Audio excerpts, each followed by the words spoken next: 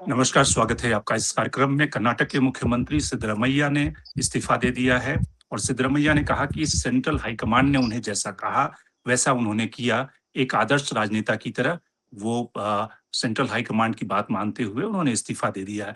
अब नए मुख्यमंत्री डीके शिवकुमार के लिए रास्ता आसान हो गया है। गवर्नर जैसे ही लौटेंगे, उसके बाद वो उस इस्तीफे को स्वीकार करके उन्हें मुख्यमंत्री बनाने के लिए आमंत्रित करेंगे। लेकिन इसके साथ ही सिद्धरमैया दिल्ली आएँगे, जहाँ पर वो सेंट्रल हाई कमांड से मिलकर आगे की जो बातचीत जिसको कहते हैं कि जो उन्होंने त्याग किया है, उसके बदले में उन्हें क्या भरपाई करेगा सेंट्रल हाई कमांड, उसके लिए वो सौदेबाजी करने के लिए दिल्ली आएँगे। सवाल ये है कि कर्नाटक में जिस तरह से कांग्रेस ने एक नए रीअलाइनमेंट की शुरुआत की है और खास करके तमिलनाडु और केरला में वो कांग्रेस और राहुल गांधी के लिए एक नए पॉलिटिक्स का उभार है। क्या कांग्रेस पुरानी गलतियों से सीख रही है? क्या राहुल गांधी, प्रियंका गांधी एक टीम के रूप में कांग्रेस हाईकमान के साथ यानी कि कांग्रेस अध्यक्ष के साथ मिलकर एक नई तरह की पॉलिटिक्स की शुरुआत कर रहे हैं? और साथ ही हम इस पे भी बात करेंगे कि किस तरह से विजय जब दिल्ली आए, तो उन्होंने प्रधानमंत्री से मुलाकात की, लेकिन कांग्रेस के राहुल गांधी से उनकी मुलाकात नहीं हो सकी। हालाँकि ये कहा गया है कि वो दोबारा आएँगे, जिसमें कि राहुल गांधी से मुलाकात करेंगे। तो आज के कार्यक्रम में हमारे साथ 2 मेहमान जुड़ रहे हैं। आर राजगोपालन साहब जो सीनियर जर्नलिस्ट हैं, साउथ इंडिया की पॉलिटिक्स पे पैनी नज़र रखते हैं और साथ ही अंशु नैथानी जो सीनियर जर्नलिस्ट है, वो भी हमारे साथ जुड़ रही हैं। शुरुआत करते हैं राजगोपालन साहब, जो कर्नाटक में हुआ, वो तो बड़ा ही स्मूथ ट्रांजिशन हुआ। ढेर सारे लोगों को अभी भी विश्वास नहीं हुआ कि इतना स्मूथ ट्रांजिशन भी क्या हो सकता है। सिद्धरमैया एक तरह से आदर्श राजनेता की तरह सेंट्रल हाई कमांड की बात मानते हुए उन्होंने इस्तीफा दे दिया। सुबह की जो ब्रेकफास्ट मीटिंग हुई उसमें भी ये बात कही गई कि उन्होंने डीके शिवकुमार की तारीफ की। तो ये तो एक बड़ा ही जिसको कहते हैं कि 2 भाइयों की केमिस्ट्री कर्नाटक में दिख रही है। पॉलिटिक्स में ऐसा अक्सर होता नहीं है। आगे क्या होगा? आगे वो कुछ सौदे ले पाएँगे या फिर आदर्श राजनेता की तरह पॉलिटिक्स करके एमएलए रहते हुए रिटायर कर जाएँगे? में अच्छा एडिटोरियलाइज किया है, उसको स्वागत पार्ट में आपको जो टीम अच्छा किया, आपने भी ठीक से समझाया। मेरा अंडरस्टैंडिंग तो डिफरेंट है। Karnataka politics very very emotional politics. Second, उधर गुजरात महाराष्ट्र का नेक्स्ट हिंदुत्व का जड़ है। उधर हर गली में, हर मौके पर आपका मठ मिलेगा, मंदिर मिलेगा।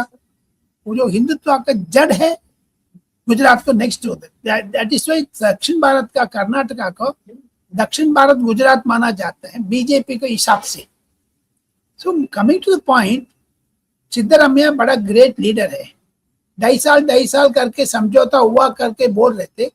मुझे संदेह ये है, सस्पिशन ये है, अभी क्यों टाइम चूज किया है इस मई जून में? उसमें कुछ कारण है। तमिलनाडु में विक्ट्री हो गया, विजय के साथ सत्ता में 70 साल बाद सत्ता में आ गया कांग्रेस। 2 मंत्री हो गया विजय के नेतृत्व में। केरला में सरकार आ गया। केरला, तमिलनाडु, तेलंगाना आ करके राजनीतिक में एक मूड हो, दूसरा मोड में है, डिफरेंट ऑल्टरनेट मूड में है देश।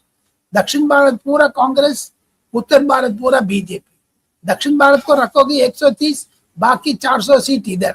सो मुझे लगता है जो सिद्धरमैया ने भी बड़ा कैलकुलेट करके केंद्रीय जो कांग्रेस लीडरशिप को मान के इस्तीफा दे दिया है।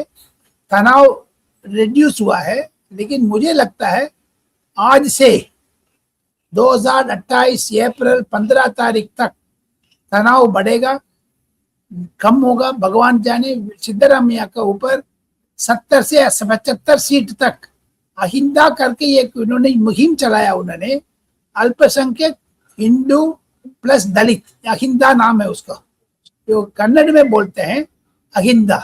दैट मीन्स जो जैसे अखिलेश यादव ने पिछड़े दलित अल्पसंख्यक किया है, कर्नाटक में भी ऐसे किया है। देयरफॉर सोशल इंजीनियरिंग बड़ा तकड़ा है कर्नाटका में।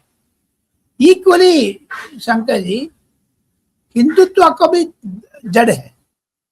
अभी क्यों ओबीसी पार्टी छोड़ करके राहुल गांधी हिंदू को अपना रहे? एकदम 360 डिग्री टर्न कर दिया। हिंदुत्व का पास अडॉप्शन हो गया। अभी देखो, कल से मिस्टर शिव कुमार ने मंदिर जाने लग गया, मल्लिकार्जुन खड़गे जाने कुंभ में नहीं जाना, उत्तर प्रदेश कुंभ में ऐलान किया है। डीके शिव कुमार ने जाकर के डुप्पी मारी उधर, श्रृंगेरी मठ में जा रहे, जो कोयम्बतूर में सदगुरु ने उधर फंक्शन में अमित शाह के साथ बैठे थे, जो प्रोबेबली हिंदुत्व का जो अपना अडॉप्ट कर रहे मिस्टर सिद्धरामैया, ये देखने की बात है। आज सुबह एक गवर्नर साहब ने अपना कोई निजी कार्यक्रम के लिए, फैमिली फंक्शन में आने के लिए इंदौर गए थे, वापस भी आ गया है। लेकिन सिद्धरामैया को जो आने वाले दिन में आप नजरिया से देखना पड़ेगा। सिद्धरामैया का मैं अच्छी तरफ से जानता हूँ, उनके कोई 4-5 नजदीक है मिनिस्टर्स, एमएलए, आईएएस अधिकारी लोग, वो मुझे वर्णन कर रहे हैं पिछले 5-6 दिन से वो दुखी है। This guy told me to resign, this guy told me to resign करके चिल्ला रहे थे, लेकिन वो ठंडा हो गया वो तनाव आजकल। परसों को जितना आक्रोश में थे, आज उतना आक्रोश में नहीं है। दिस गाई करके राहुल गांधी के बोल रहे थे शायद। उधर कुर्बास मुस्लिम दलित, ये कांग्रेस को अफेक्ट करेगा जरूर। तो आप ये कह रहे हैं कि जो उनका दुख है, दो स्थिति है। एक स्थिति ये है कि राहुल गांधी ने उन्हें हमेशा बैक किया दोनों टर्म में, जबकि मुख्यमंत्री बनने के वो दावेदार थे। डीके शिव कुमार ने सारी मेहनत की थी, लेकिन राहुल गांधी ने उन्हें समर्थन दिया। वो क्या हेमंता बिस्वा शर्मा हो सकते हैं, जब उन्होंने आरोप लगाया कि राहुल गांधी से मिलने गए तो वो कुत्ते को बिस्किट खिला रहे थे? या फिर अशोक गहलोत हो सकते हैं कि अशोक गहलोत ने जिस तरह से सेंटर ने कहा कि आप दिल्ली आ जाइए, कांग्रेस अध्यक्ष बन जाइए, अशोक गहलोत ने मना कर दिया कि नहीं, मैं तो स्टेट में रहूंगा जी। तो आप उन्हें अशोक गहलोत की तरह देख रहे हैं, हेमंता बिस्वा शर्मा की तरह देख रहे हैं? दोनों में से कौन सा फिट बैठता है उनके ऊपर? लेकिन एक नाम आप भूल गया है, अमरिंदर सिंह भी जोड़ दो उसमें। बिल्कुल। जो सिद्धरामैया का रूप और 1-2 महीने वेट करना पड़ेगा। उनकी जो सपोर्टर्स है, दे वर ऑल टोटली एक पक्ष में है। मैं एक लफ्ज यूज नहीं करना चाहता हूँ, वो लोग हिंदू को नहीं साथ देंगे, जो कुर्बा मुस्लिम दलित। सो उन्होंने, मुझे लगता है जरूर कुछ ना कुछ दूर हो जाएंगे कांग्रेस से। कांग्रेस को अतात नहीं, इसीलिए तो वो देश में पकड़ करके राज्यसभा में विपक्ष को नेता बनाना चाहते हैं। उसको हिंदी नहीं आती है, हिंदी अंडरस्टैंडिंग पुअर है, नॉर्थ इंडिया पॉलिटिक्स किया नहीं है उन्होंने। कर्नाटका में 70 साल उन्होंने बीता है, नॉर्थ इंडियन पॉलिटिक्स को एबीसीडी नहीं जानते। आपको याद होगा पिछले हफ्ते प्रधानमंत्री हुबली जाने टाइम पर प्रधानमंत्री के साथ एक फोटो देखा होगा आपने, जो एयरपोर्ट में उतरते हुए दोनों गंदे में हाथ रख करके बात कर रहे थे कान के बीच में। आपने जो फोटो बहुत वायरल हुआ था। और ये भी हमें नहीं भूलना चाहिए था कि जब कुमारस्वामी के साथ गठबंधन टूटा तो कुमारस्वामी, सिद्धरामैया और येदियुरप्पा में बहुत अच्छी अंडरस्टैंडिंग है, जो कि स्टेट की पॉलिटिक्स में होता है कि दो बड़े जाइंट लीडर हमेशा, जैसे अशोक गहलोत वसुंधरा राजे में बहुत अच्छी अंडरस्टैंडिंग थी, तो वैसे ही येदियुरप्पा और सिद्धरामैया में अच्छी अंडरस्टैंडिंग है। उसका कॉमन एनिमी देवेगौड़ा, वो भी सोच रहा आप। सो देयरफॉर अभी 3 बुजुर्ग लोग हैं उधर, येदियुरप्पा, देवेगौड़ा, मल्लिकार्जुन खड़गे। ये तीनों के बाद जो कर्नाटका पॉलिटिक्स में उस स्थिति का, उस स्थान का सिद्धरामैया ग्रहण करेंगे, उधर से पॉलिटिक्स शुरू होगा। मुझे लगता है आज से पॉलिटिक्स, कर्नाटका पॉलिटिक्स को तनाव तरफ पर जाएगा। शिव कुमार को आने वाले दिन बड़ा मुश्किलात पड़ेगी, क्योंकि उन्होंने 2 एनिमी को फेस करना पड़ेगा। वो खुद सिद्धरामैया, दूसरा बीजेपी। मिस्टर देवेगौड़ा का अंडरस्टैंडिंग अधिक होगा, लेकिन बीजेपी ने देवेगौड़ा का पार्टी जेडीएस को खा लिया। अभी बीजेपी स्ट्रॉन्ग पोजीशन में है। येदियुरप्पा का 80-90 साल हो गया, उनको भी जो अच्छा अगले साल चुनाव तक जिंदा रहना चाहिए, भगवान उसको आशीर्वाद करना। ऐसे लोग हैं। इन टोटालिटी कांग्रेस का जो खेल है ना जी, जो गैम्बल किया है समय के ऊपर, मुझे क्वेश्चन मार्क है क्यों राहुल गांधी 6 महीने के पहले नहीं किया है, आज कर रहे हैं। इसमें कुछ तकलीफ होगा, सिद्धरामैया ने बोला होगा, नहीं तो प्रधानमंत्री ने भी चुनाव टाइम पर भी 50 जगह से बोल दिया है, पार्लियामेंट को इलेक्शन टाइम पर भी, अभी चुनाव इलेक्शन टाइम पर भी, कांग्रेस का एटीएम कर्नाटका, एटीएम को बंद करो करके। सो एटीएम बंद होगा, अभी तो ये टीम होगा पता नहीं है। बिल्कुल। अंशु, जो कर्नाटक है कांग्रेस के लिए वो इकलौता ऐसा राज्य है जो कांग्रेस के फाइनेंस के लिए काफी क्रूशियल स्टेट है। कांग्रेस जो सारा कुछ इस समय चल रही है वो कर्नाटक से चल रही है और डीके शिव कुमार उसमें काफी इंपॉर्टेंट पोजीशन पे है। डीके शिव कुमार की खासियत ये भी है कि वो इकलौता ऐसे पॉलिटिशियन है कि तमाम एजेंसीज के दबाव, तमाम प्रलोभन के बाद भी वो कांग्रेस में बने रहे और सारे झंझावातों का सामना करके कांग्रेस में सिद्धरमैया के साथ भी दूसरे जैसे पार्टनर हमने कांग्रेस में देखे हैं कि उन्होंने कोई टकराव नहीं मोल लिया, बल्कि सिद्धरमैया के साथ भी एक अच्छी ट्यूनिंग के साथ उन्होंने सरकार चलाई। आपको लगता है कि डीके शिव कुमार की आने वाले दिनों में मुसीबतें बढ़ने वाली है, या फिर चूंकि कांग्रेस के लिए कर्नाटक एक एटीएम मशीन है, तो अगले 2028 में कांग्रेस किसी भी तरीके से कर्नाटक में रिपीट होना चाहिए, वरना कांग्रेस के लिए मुश्किल हो जाएगी फाइनेंसेस के हिसाब से भी। आप कैसे देख रहे हैं इस ट्रांजिशन को? शंकर जी, मुझे लगता है कि ये रणनीतिक रूप से कांग्रेस का एक बहुत ही मैच्योर और एक बहुत ही सोचा समझा हुआ कदम है। अभी जो चुनावों के परिणाम आए हैं जो राज्य में हुए हैं, जिसमें कि केरल में कांग्रेस नीति सरकार बनी है, तमिलनाडु में भी कांग्रेस भागीदार हो गई है, जबकि इतने कम उनके वहां पर एमएलएज हैं। तो ये दिखा रहा है कि कांग्रेस अपनी ताकत जो है वो बढ़ा रही है और एक कॉन्फिडेंस आया है उन्हें साउथ के राज्यों में। और बीजेपी यहाँ जिस तरीके से दखल करना चाह रही थी उस तरीके से उसका दखल बन नहीं पाया। तो ये एक कॉन्फिडेंस है जो शो करता है कि वो डीके शिव कुमार को वापस लाए हैं। और डीके शिव कुमार इस समय बहुत ही महत्वपूर्ण है कांग्रेस के लिए, इसलिए न सिर्फ वो लॉयलिस्ट हैं, इतना कुछ उनपे गुजरा, इतना उनके ऊपर कार्रवाइयां हुई, उनको जेल जाना पड़ा, और लेकिन तब भी उन्होंने कांग्रेस का साथ नहीं छोड़ा। और तब भी बहुत सी ऐसी बातें हो रही थी, सोनिया गांधी उनसे जेल में मिलने गई, वो काफी उनके भावुक पल थे, वो रोए भी और उन्होंने कहा कि मैं कभी मैडम सोनिया गांधी को धोखा नहीं दे सकता, या मैं कांग्रेस जन ही रहूंगा, मैं कांग्रेसी ही रहूंगा। तो ये जो उनकी लॉयल्टी और बुरे वक्त में भी कांग्रेस के साथ बने रहना, उसका इनाम या पारितोषिक देना एक तरीके से जन भावना और उनके समर्थकों के लिए भी मुझे कहा जाए सेटिस्फाई करना बहुत जरूरी था। और साथ ही जो आपने कहा वो एक बहुत अच्छे मैनेजर हैं, एक फंड एक बहुत बड़ा है उनके पास, वो बहुत उद्योगपति हैं, वो इस तरीके से सारी चीजों को मैनेज कर लेते हैं। पहले भी देखा गया है कि किस तरह से उन्होंने बहुत चीजों को मैनेज किया। तो आज अगर साउथ में कांग्रेस को अपनी प्रेजेंस को और विश्वास के साथ बढ़ाना है और मजबूत करना है, तो उन्हें डीके शिव कुमार जैसे यंग नेता और इनकी तरह मैनेजर, कद्दावर और एक पैसे से भी मजबूत उनको नेता चाहिए ही चाहिए। तो ये एक तो उनको उनके जिसे कहा जाए कि इतना उन्होंने जो पेशेंस रखा उसका भी इनाम दिया, उनकी लॉयल्टी का भी इनाम दिया, और जो भी रणनीति के हिसाब से है उसका भी सही इनाम दिया है। साथ ही आप ये जो बातें कर रहे हैं कि क्या सिद्धारमैया आप करेंगे या क्या वो नाराज है, तो मुझे लग रहा है कि ये कुछ वैसा हम देख रहे हैं जैसे कि नीतीश कुमार पार्ट 2 यहाँ पर हम देख रहे हैं। आपने अगर तस्वीरों में देखा होगा कि कितना स्मूथ ट्रांजिशन है कि पैर छू रहे हैं डीके शिव कुमार उनके। तो ऐसी तस्वीरें जो हम कांग्रेस में देखना संभव नहीं समझते, जो कि बीजेपी में होती है। मेरा ये मानना है कि संगठन डीके शिव कुमार जानते हैं कि किस तरह की ऑप्टिक्स इस समय जरूरी है, और एक मैच्योर पॉलिटिशियन का उन्होंने रिफ्लेक्शन दिया है। बिल्कुल, ये उन्होंने परिचय दिया है। और बहुत ये देखिए तस्वीरें जो होती है, आज जो इंटरनेट का युग है, आज जो सोशल मीडिया का युग है, जो ये इमेजेस ही जो है वो क्रिएट करती हैं एक पब्लिक ओपिनियन और लोगों की राय।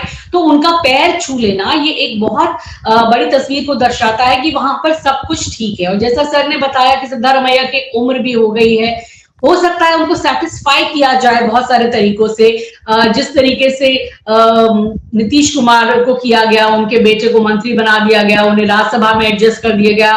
हो सकता है कि अंदर प्रशासनिक तौर पे भी उनकी बहुत सारी बातों को एडजस्ट किया गया हो, तो हो सकता है कि यहाँ पर इनको भी एडजस्ट करने की कोशिश की जाए। लेकिन डीके शिव कुमार का यहाँ बनना इसलिए जरूरी है क्योंकि वो सारी जरूरतें यहाँ आगे आने वाले चुनावों में 2029 को देखते हुए और साउथ में अपने आप को मजबूत रखते हुए देखने की भी बहुत ज्यादा कोशिश है। लेकिन सिद्धारमैया को भी साथ बना के चलना जरूरी होगा। मुझे नहीं लगता कि उनको नाराज करना कांग्रेस अफोर्ड कर पाएगी, क्योंकि लंबे समय से कर्नाटका में वोकालिंगा और लिंगायत की पॉलिटिक्स रही है और यही नेता जो है वो रहे हैं सामने। लेकिन सिद्धारमैया जो कि कुर्बास को रिप्रेजेंट करते हैं, जो कि ओबीसीज हैं, और बहुत सारे ओबीसीज और दलित और अगर कहा जाए मुस्लिम, ये सही कह रहे थे सर कि उनका एक कॉम्बिनेशन बनाने में वो सफल रहे हैं, और कांग्रेस को इस कॉम्बिनेशन को किसी भी हालत में यहाँ पर खोना नहीं है।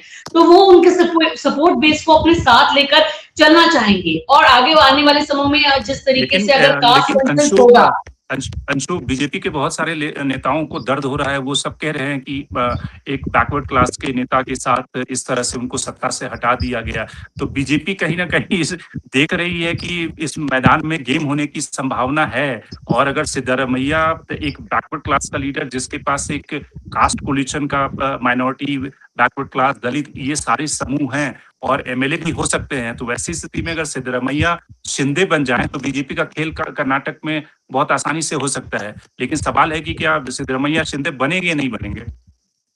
बिल्कुल, सवाल तो ये बहुत बड़ा है, लेकिन वाकई बीजेपी के लिए बहुत इंपॉर्टेंट हो सकता है, क्योंकि बीजेपी के जो नेता रहे हैं वो लिंगायत रहे हैं, और नॉर्थ कर्नाटका में उनका होल्ड रहा है। साउथ कर्नाटका में नहीं घुस पाई है बीजेपी, जो कि यहाँ पर होल्ड देख रहे हैं कि वो सिद्धारमैया के पास है, तो जरूर इनके जरिए से कोशिश करेंगे। और लोअर जो दूसरी कास्ट है, ओबीसी कास्ट है, उनमें भी घुसने की कोशिश की जाएगी, जो कि अभी तक दलित भी यहाँ पर है तो काफी बटा हुआ है, जो बड़ी संख्या में कांग्रेस के पास है और सिद्धारमैया के भी साथ है। तो ये नजर तो जरूर बीजेपी की होगी, और बीजेपी जरूर चाहेंगे कि उनकी नाराजगी को वो जो है कुछ फायदा उसके लेने की कोशिश की जाए, कोई नया शिंदे बनाने की कोशिश की जाए। पर मुझे लगता है, मैं सर से भी ये चीज जानना चाहूंगी कि क्या कांग्रेस अब इतनी चतुर हो गई है खुद बीजेपी का खेल देख देख कर, क्या सिद्धारमैया को एडजस्ट नहीं किया जा सकता है? उनको वो सारी चीजें दी जा सकती हैं, उनकी उम्र भी हो गई है, तो ऐसा भी हो सकता है। सर, मैं आपसे ही जानना चाहूंगी कि क्या कांग्रेस सिद्धारमैया को नाराज करना अफोर्ड कर सकती है, और क्या इतना आसान होगा कि बीजेपी उन्हें अपनी साइड में खींच ले जाए? आपको क्या लगता है सर? सिस्टर, कांग्रेस तो नाराज कर दिया ना जी सिद्धारमैया का। सिद्धारमैया को तो दरकिनारे कर दिया है। ये 2.5 साल फॉर्मूला तो अभी 3 साल 2 साल हो गया। सो देयरफॉर सिद्धारमैया अभी वुंडेड सही कर रहा है। परसों उनको जो तनाव थी, आज उतना तनाव नहीं है। आज प्रेस कॉन्फ्रेंस में भी उन्होंने अपना गुस्सा, एंगर का कम कर दिया है।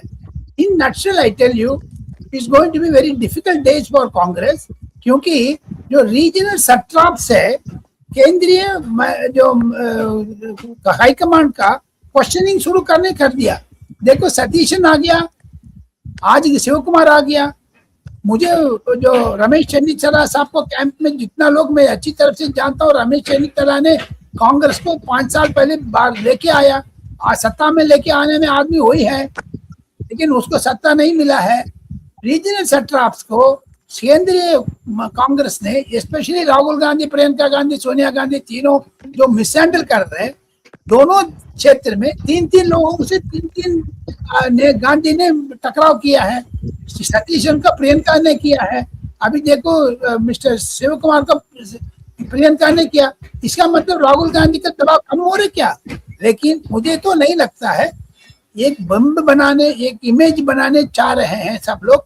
कांग्रेस बड़ा हो गया साउथ इंडिया में, 130 सीट में 100 सीट आ जाएगा। अरे भाई, बाकी 430 में कौन जीतेगा? कांग्रेस उत्तर प्रदेश में 2 जीतेगा। आप दो मन में रख करके बता दो। कांग्रेस इंडिपेंडेंट 2 सीट का, विदाउट अखिलेश यादव, विदाउट मायावती। जो इंडिया अलायंस का क्या हो गया? अभी विजय ने आपने किया है, विजय इंडिया अलायंस में आ गया ना? डीएमके विजय इंडिया अलायंस में है। कौन इंडिया अलायंस में है? केरला में कौन इंडिया? सीपीएम नहीं है इंडिया अलायंस में केरला में, लेकिन ऑल इंडिया लेवल में है। तो कॉन्ट्रडिक्शन तो कांग्रेस में भी है, बीजेपी में भी है। Kerala, the Karnataka unit BJP बड़ा वर्स्ट कंडीशन में है। ये येडियुरप्पा साहब को, जो अभी हमारा साथ है, लेकिन अगले साल क्या होगा भगवान जाने। येडियुरप्पा को बाद बीजेपी में इतना दबाव पड़ने के लिए लीडर, ऊंचा लीडर नहीं है जैसे सिद्धरामैया का तरह, येडियुरप्पा का तरह। बीजेपी में इंटरनल कॉन्ट्रडिक्शंस बहुत है। जो मोस्ट करप्ट पार्टी करके चित्र किया था येडियुरप्पा सरकार का सिद्धरामैया ने, वो अभी भी कायम है। तो दोनों पार्टी है, जैसे तमिलनाडु का तरह, विजय का तरह एक आदमी 2 साल में खड़े हो जाएगा, नहीं तो केजरीवाल का तरह दिल्ली में खड़े हुआ था, फिर अपने आप समाप्त कर दिया, ऐसे कोई आदमी खड़े होगा? मुझे तो कर्नाटक में नजर नहीं लग रहा कोई तीसरा फोर्स आएगा करके। Therefore, सर ये जो एक मेरा ये क्वेश्चन था, कैन ही स्विच साइड, क्या वो साइड बदल सकते हैं सिद्धारमैया? आप क्या देख रहे हैं? नहीं, घर में अंदर बैठ करके दौड़ कर गिराएगा, बाहर नहीं जाएगा। ये कांग्रेस ही नहीं है, बाहर से आया है, ये जेडीएस से आया, जो देवेगौड़ा से दुश्मन से आया है। देवेगौड़ा का लड़के लड़की पोता पोता का अरेस्ट करने के लिए सेम, जितना जितना देवेगौड़ा को मारोगे उतना उतना आइंदा समाज बड़ा हो जाएगा। तो that politics he played, therefore he won't come out of the Congress। जी, तो विचित्र स्थिति है, विचित्र स्थिति है, स्थिति तो बिल्कुल गंभीर, यूनिक सिचुएशन इन कर्नाटका। यही नहीं है कांग्रेस इससे एग्जीरिमेंट होने करके वो क्षेत्र में करके हो हम जीत के, ये नहीं हो सकता है। तो सर डीके शिव कुमार के लिए क्या चैलेंजेस आप आगे देख रहे हैं? आप बता रहे हैं इतनी क्रिटिकल स्थिति है, तो क्या चैलेंजेस उनके लिए आगे आने वाले हैं? फाइनेंस पोजीशन खराब है, नरेंद्र मोदी से जैसे विजय मिल करके गया वो करना है, नहीं तो second is Siddaramaiah is a challenge, BJP is a challenge. That is why I am saying in Karnataka the state politics from OBC it is going towards Hindutva. फिर राहुल गांधी की स्थिति क्या है? वो तो ओबीसी जो सिर में मार रहे थे, जितने होटल भी जाकर के अपोलो हॉस्पिटल में डायरेक्टर्स एक ओबीसी नहीं है कह रहे। कर्नाटका में क्या है अभी आपको? तो जल्दी से जल्दी कांग्रेस अपना कमर कस करके फाइट करेगा, वापस बाउंस बैक करने के लिए उम्मीद है, नहीं तो आप तीसरा फोर्स नहीं तो बीजेपी को हाथ में जा रहे। We will discuss about Tamil Nadu sir now. और एक सवाल राजगोपालन साहब की, जो तमिलनाडु में विजय ने जब प्रधानमंत्री से मुलाकात करने आए तो फिर वो राहुल गांधी से उनकी मुलाकात नहीं हुई। कहा यह गया कि राहुल गांधी और दोनों की टाइमिंग मैच नहीं कर रही थी। आपको लगता है कि यही कारण है, या फिर विजय जो है एक पॉलिटिकल जिसको कहते हैं नैरेटिव का बड़ा ध्यान रख रहे हैं, और साथ ही वो ये भी शो नहीं करना चाहते कि ऑफिशियल प्रोग्राम के लिए जब वो आए हैं तो ऑफिशियल जो प्रोटोकॉल है उसका पालन रखा जाए, और जब पर्सनल वो मुलाकात करने के लिए आएंगे तब वो राहुल गांधी से मिलेंगे, तो ऑप्टिक्स का वो ध्यान रख रहे हैं। विजय का खेल बड़ा चातुर्य खेल है, उसको ऑल इंडिया लेवल से आप कंपेयर करोगे, Vijay Tamil Nadu chief minister is equal to Vishwanath Pratap Singh, left right दोनों को लेके जाते हैं, लेकिन वो मनमोहन सिंह की तरह चुप्पी साड़ा रहता है, पीवी नरसिम्हा राव को तरह। लेकिन विजय पॉपुलर लीडर है। विजय अपना मंत्रिमंडल का विस्तार करने टाइम पर किसी को हेल्प दिया था। अभी कांग्रेस 2 मंत्रिमंडल में है, विडुदलाई सिरुते हेल्प है, बाकी कम्युनिस्ट दोनों बाहर से समर्थन कर रहे हैं। At the same time Vijay should actor है, सुपरस्टार है, राजनीतिक में अभी अभी बेबी स्टेप रख रहे हैं। कल प्रधानमंत्री से मिलने के बाद, केंद्रीय सरकार निर्मला सीतारमण से मिलने के बाद एक फाइनेंशियल सिचुएशन को हैंडल करने के लिए वो ताकत मिल गया है। Vijay Shankar ji, Vijay is going to be very difficult character, बहुत ही हैंडल करना मुश्किल है। कम से कम 15 साल सत्ता में रहेंगे, एक नहीं है 2 नहीं है। द्रविडियन मूवमेंट को खत्म किया है, द्रविडियन मूवमेंट खत्म करने के वास्ते उन्होंने हिंदुत्व को अलाउ नहीं किया है, लेकिन न्यू द्रविडियन कल्चर लेकर के डीएमके को पॉलिसी एक्सटेंड करेंगे, उधर बीजेपी को और 5-6 साल लगेगा अपना फुटप्रिंट उधर रखने में। इन नक्सल ऐसे विजय ने उदयनिधि स्टालिन से टक्कर लिया, उदयनिधि को खत्म कर दिया, डीएमके को खत्म कर दिया, अभी एडीएमके को खत्म करेगा। 15 तारीख 20 तारीख के बीच में तमिलनाडु में बजट सेशन शुरू हो रहे, उसमें डीएमके को 2-3 मिनिस्टर्स है जिसका एनफोर्समेंट डायरेक्टरेट केसेस है, तमिलनाडु पुलिस का एफआईआर रजिस्टर करो करके चिट्ठी लिखा है एनफोर्समेंट डायरेक्टरेट से, उसको ऊपर विजय एक्शन लेकर के 3-4 डीएमके मिनिस्टर्स को जेल में डालेगा, तब तनाव बढ़ने शुरू होगा। स्टालिन गवर्नमेंट ने जो सीबीआई का ब्लैंकेट ऑर्डर था वो विथड्रॉ कर लिया, जैसे ममता बनर्जी की थी। सिमिलरली नाउ नई सरकार सीबीआई को ऑर्डर दे दिया है, आप अंदर आ जाओ, हमारा जो करप्ट लोगों के लिए पकड़ो करके। इसमें कम से कम 15 से 20 डीएम के लीडर्स को खतरा घंटी है। और इसकी कितनी संभावना आपको दिख रही है कि जो डीएमके और बीजेपी के अलायंस का जो खबर फ्लोट है कि डीएमके और बीजेपी का अलायंस हो सकता है, क्या आपको लगता है इसमें संभावना है, या फिर जिस तरह की वैचारिक एक तरह से दूरी है डीएमके और बीजेपी के बीच में सनातन को लेकर, और अलग अलग द्रविडियन पॉलिटिक्स का जो डीएमके ने जिस तरह से लैंग्वेज का विरोध किया है, उसमें इस तरह की कोई अलायंस की संभावना दिखती है? नहीं नहीं, मुझे नहीं लिखता है शंकर जी। डीएमके को जरूरत है बीजेपी, बीजेपी को जरूरत नहीं है डीएमके, क्योंकि डीएमके को साथ जो अटल बिहारी वाजपेयी टाइम से जो कॉमन मिनिमम प्रोग्राम बना करके 370 राम मंदिर, ट्रिपल तलाक को दूर रखा था, वो दोनों इंप्लीमेंट हो गया अभी 20 साल में। अटल बिहारी वाजपेयी का स्थिति में अभी नरेंद्र मोदी स्थिति अलग है। बीजेपी चाहती है कांग्रेस विजय से नाता तोड़ेंगे, तब कांग्रेस को पतन लग जाएगा, विजय को पतन लग जाएगा, लेकिन विजय के चाहेगा डीएमके, जो बीजेपी, नॉट डीएमके। डीएमके को अफवाह तो उड़ा रहे, कांग्रेस से तरफ से भी उड़ा रहे, प्लस डीएमके तरफ से भी। डीएमके को 22 एमपी है, उसीलिए वो रुचि है अमित शाह साहब टाइप ऑफ बीजेपी लीडर्स के लिए। अभी इस साल में अभी देखिए, ऑल इंडिया पर्सपेक्टिव में तमिलनाडु को मद्देनजर रखते हुए मैं एक चीज आपको दर्शकों को बताना चाहता हूँ, राज्यसभा में धड़ाधड़ बीजेपी स्ट्रेंथ करते जा रहे, क्यों है शंकर जी? आप याद किया क्यों? इस साल एंड में डिलिमिटेशन पेपर्स का 50% लिख करके लेके आ रहे हैं। उसने कांग्रेस को दर्शन करके 2029 में डिलिमिटेड सरकार बनाएंगे, 800 एमपी होंगे, उसको डीएमके समर्थन करने का तैयार होगा। उस स्थिति में डीएमके को यूज करेंगे BJP, not as an alliance partner. Second thing, अभी यूसीसी बिल डीएमके वॉकआउट कर देगा, 22 एमपी है, तो यूसीसी आ जाएगा। इसीलिए तो बीजेपी को चालाकी काम है, स्टेट गवर्नमेंट्स को दे दिया, स्टेट गवर्नमेंट पास करेगी, सेंटर में सपोज लेके आ जाएगा 2027 शुरू में, उस टाइम पर तब तक बीजेपी का राज्यसभा में अधिक होगा सीट, लोकसभा में भी अधिक होगा। अभी देखो, कम से कम 8 से 10 एमपी तृणमूल कांग्रेस से आ रहे हैं, बाकी का तोड़ करके 320-325 ले लेंगे। उस टाइम पर ट्रिपल तलाक यूसीसी का केंद्रीय सरकार रूप में लेके आ जाएगा। बीजेपी का एजेंडा पूरा नरेंद्र मोदी करके ही जाएगा, तो राज्यसभा के ऊपर निर्भर है, उसमें डीएमके सपोर्ट करेगी, नॉट बिफोर दैट। अलायंस में नहीं आएगा, अलायंस में नहीं आएगा अंशु। लेकिन जैसे राजगोपालन साहब कह रहे हैं कि अगर डीएमके सपोर्ट कर दे डिलिमिटेशन बिल का, तब तो एक तरह से 2029 की कहानी पूरी पलट जाएगी, और जो नरेंद्र मोदी के लिए जिस तरह से एसआईआर हुआ, तो पॉलिटिकल एसआईआर सारे राजनीतिक पार्टियों का हो जाएगा डिलिमिटेशन के बाद, वैसी स्थिति में तो पूरी कहानी बदल जाएगी। लेकिन शंकर जी, लगता है कि डिलिमिटेशन का सपोर्ट करना तो सुसाइडल होगा, क्योंकि दक्षिण राज्यों का जिस तरीके से जनसंख्या का अनुपात है और जिस तरीके से अभी तक बताया गया है और कोई चेंज नहीं किया, हालांकि अमित शाह ने बोला था संसद में कि हम उस तरह से 50% का उनका बढ़ा देंगे या ये कर देंगे, लेकिन वो भी बहुत कारगर तो लगता नहीं है।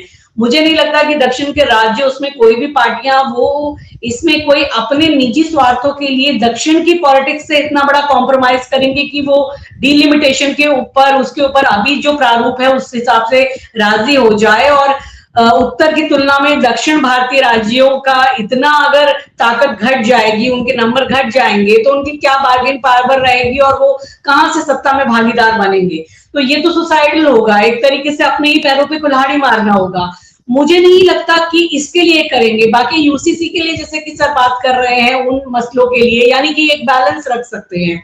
हो सकता है कि कहीं वो, क्योंकि चूंकि अब वो पावर से, सत्ता से बाहर आ गए हैं, तो बीजेपी के साथ किसी तरीके से वो एक बैलेंस फिर आगे करने की कोशिश करे, तो हो सकता है कि यूसीसी से उनको वो बहुत ज्यादा दिक्कत ना होती हो। लेकिन एक संभावना जो अंशु है कि एक तमिलनाडु की पॉलिटिक्स में अगर देखिए 2029 को, तो विजय के साथ अगर कांग्रेस का अलायंस चलता रहा तो विजय लोकसभा में अच्छी खासी सीटें लाएंगे, कांग्रेस भी उनकी ऊपर चढ़कर अच्छी सी सीटें ले आएगी। तो डीएमके के सामने ऑप्शन है कि डीएमके अगर बीजेपी डीएमके अलायंस में आ जाएं, अगर दोनों की आइडियोलॉजी, क्योंकि पॉलिटिक्स में हमने देखा है कि घूर विरोधी पार्टियां भी अलायंस में आ जाती हैं। इससे पहले बीजेपी और लेफ्ट पार्टियां भी साथ में रही थी, वीपी सिंह के सरकार में सपोर्ट उन्होंने किया था। तो अगर डीएमके और बीजेपी की अलायंस हो तो बीजेपी के लिए एआईडीएमके से ज्यादा बेहतर प्रपोजिशन डीएमके होगा, क्योंकि एआईडीएमके तो ऑलमोस्ट डिक्लाइनिंग फोर्स है वहां पे। हाँ, इससे कई हद तक सहमत हुआ जा सकता है, और डीएमके वहां पर अपने आप को एज अ रीजनल फोर्स जिंदा रखने के लिए हो सकता है कि कुछ चीजों में उनके साथ जाने के बारे में सोचे, लेकिन जितनी भी रीजनल पार्टीज हैं और आज उनके साथ जो हो रहा है बीजेपी में जाने के बाद, उसको लेकर भी काफी सतर्क रहने की कोशिश है, क्योंकि जो भी दल गया है, चाहे वो बीजेडी है, चाहे जेडीयू है, या तमाम रीजनल पार्टीज हैं, बाद में उनका क्या हो जाता है बीजेपी के साथ जाने के लिए। तो अगर अपनी स्वतंत्र पॉलिटिक्स को जिंदा रखना है तो वो बहुत टैक्टिस से चलना पड़ेगा। यानी कई चीजों में मुझे लगता है कि मुद्दा वाइज ऐसा हो सकता है कि इश्यू बेस्ड सपोर्ट हो, और जहां पर अपने आप को जिंदा रखने की जरूरत है वहां पर कोई कॉम्प्रोमाइज ना हो। तो ये एक संतुलन बिठा के शायद वो रखना चाहें। सर कुछ कहना चाहते हैं? जी जी राजगोपाल साहब, आप मुझे पूछ रहे? हाँ आप जी, आप शायद कुछ कहना चाहते हैं सर। हाँ, जो आपने तो ठीक फरमाया, लेकिन इन टोटालिटी डीएमके बीजेपी को चाहता होगा, लेकिन बीजेपी डीएमके के नहीं चाहती होगी, जरूरत ही नहीं है। सारा को सारा हो चुका है। लेकिन आने वाले दिन में अगले 15 साल तक विजय को कोई टच नहीं कर पाएंगे। तमिलनाडु स्थिति ऐसे बरकरार रहेंगे, इवन कांग्रेस को भी विजय धोखा दे सकते हैं 2029 को पहले, क्योंकि वो एडीएमके को तोड़ करके सामान लेना चाहते हैं, कांग्रेस को दरकिनारे करना चाहते हैं, क्योंकि कांग्रेस तमिलनाडु में ऑर्गेनाइजेशन वाइज है नहीं है कुछ। कर्नाटका में होगा इक्का तुक्का, कर्नाटका में भी 6 रीजन है शंकर जी, उसमें 3-4 रीजन में इंपॉर्टेंट है, बाकी 4 में बीजेपी दबदबाव में है। वो नहीं हो सकता। 2029 तो दूर है, तब तक जो हम लोग विशेष ज्ञान करते हैं एनालिसिस, बीजेपी में कर रहा होगा। बीजेपी में उनको पता होगा किधर वीकनेस है, किधर जा रहे हैं। नहीं तो कोलकाता में इतना भारी जीतने के बाद राष्ट्रपति चुनाव का अड़का था, जरूर राज्यसभा, लोकसभा, विधानसभा में बीजेपी को पूर्ण बहुमत है, कम से कम 2/3 मेजॉरिटी हो जाएगी, तब राष्ट्रपति का अपना आदमी तीसरा बार एक आरएसएस आदमी को लेकर आ सकते हैं। यही तो दूरदृष्टि है। Doordarshan 2029 is very far away Shankar ji. बिल्कुल।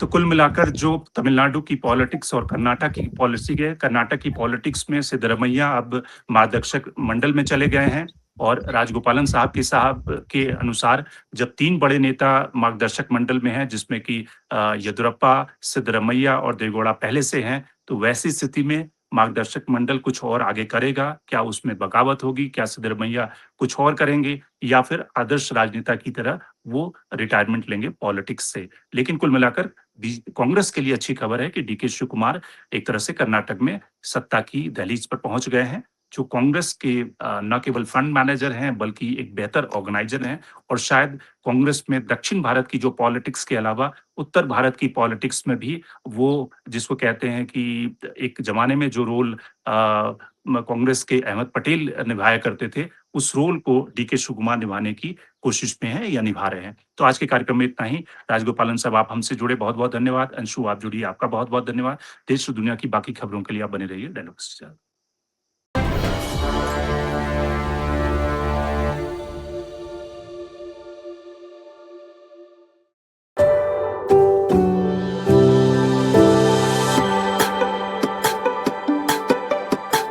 Every book has a journey, and every author has an untold story. Behind every powerful book lies curiosity, courage, and countless conversations. Discover them all on Books and Banter, a Dialogus Digital original series.